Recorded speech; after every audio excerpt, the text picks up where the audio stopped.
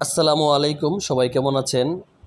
আজকে আমরা সকল বন্ধুরা প্রায় 15 বছর পর এমন একটা আয়োজনে সবাই একত্রিত হলাম।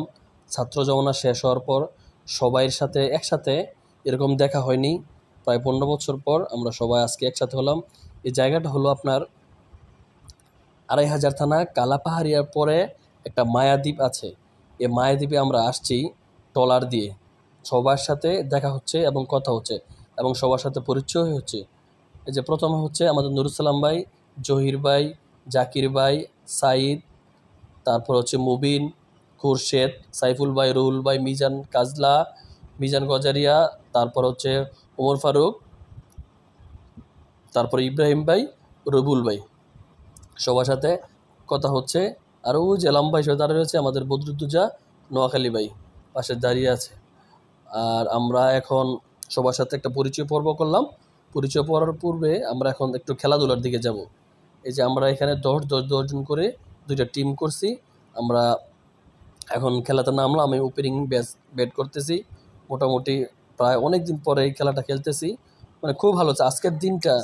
আজকের দিনটা খুব এনজয় করতেছি। এটা হচ্ছে শর্ট ক্রিজ, মানে এখন তো আর ফিল্ডিং করতে পারবো না, তাই শর্ট ক্রিজে খেলতেছি। উড়ে গেলে আউট হয়ে যাবে।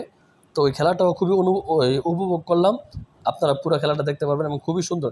জায়গাটা এত সুন্দর, চারোদিক দিয়ে গাছ, গাছের মাঝখানে ক্রিজ করা। এই ক্রিজটাও খুবই সুন্দর এবং এই পরিবেশটা আসলে মানে একটা কি মনোরম পরিবেশ। আর তার পাশে হচ্ছে ওই যে রান্না বান্না হচ্ছে।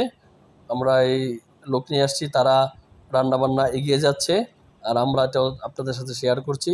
রান্না বান্না যখন খেলাধুলা শেষ হবে তারপর আমরা খাওয়া দাওয়া করবো। আর এই যে এটা হচ্ছে মেঘনা নদীতে, এটা হচ্ছে আমাদের আবদুল্লাহ ভাই, আমাদের ট্যুরের মহাব্যবস্থাপক। উনি অনেক কষ্ট করেছেন।